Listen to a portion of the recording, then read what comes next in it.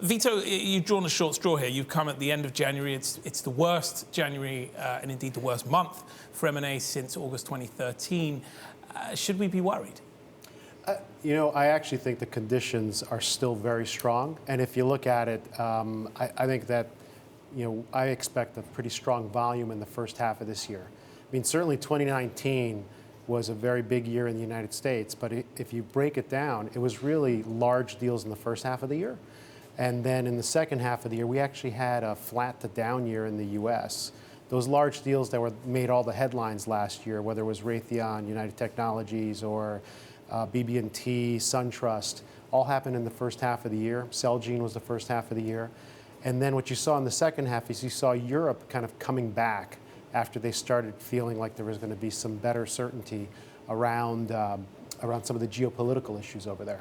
But talk to me about the paradox of last year, because it was strange. As you say, we had a lot of very big deals. Now, you need tremendous confidence usually to execute those transactions. At the same time, we saw a real slowdown in anything under $5 billion.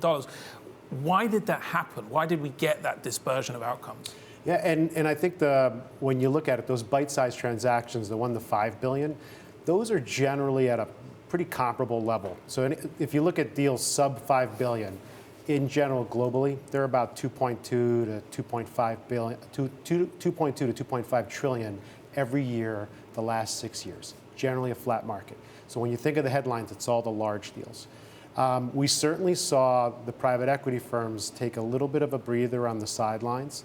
And so deals for private equity that were $1 billion or greater were off 28% last year. But why? PE has untold amounts of cash to spend. I think they raised record amounts of cash last year. And again, they're at record levels in dry powder. But they look forward, and they started to be concerned about the upcoming recession potentially. And so what they're planning for is they're trying to make sure that I have plans in place in case there's a downturn.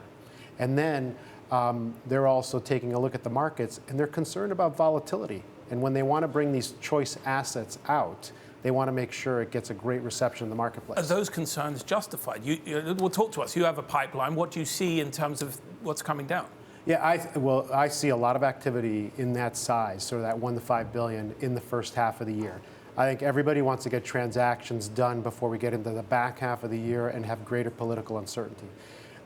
You look at what happened in Iowa yesterday and kind of bleeding into today. I mean, not to bring politics into this, but if we have issues like that and there isn't an ability to see a clear winner or decision made on transactions like that, it bleeds into everything. And so from a marketplace perspective, I think you want confidence in the boardroom when you're making these types of decisions. And the only other thing I'm trying to keep a close eye on these days is there was a lot of CEO change that happened last year in the second half. And so a number of high-profile CEOs left their positions. And so generally you need a couple of years for that to get behind you so that you feel more comfortable from doing transactions. Is there a politician or indeed a candidate that deal makers are particularly keen to see take office? I think that if you go back to 2016, you would have thought that Trump would have been very positive from a deal-making perspective. But I think the uncertainty that the DOJ and FTC have brought to the table on some decisions on larger deals is definitely unexpected, and that creates concerns. I mean, certainly you can point to the moderates being more acceptable to the general business public, but at the end of the day, I think if you're sitting there and you want to make a decision, you want to know what the future is going to be.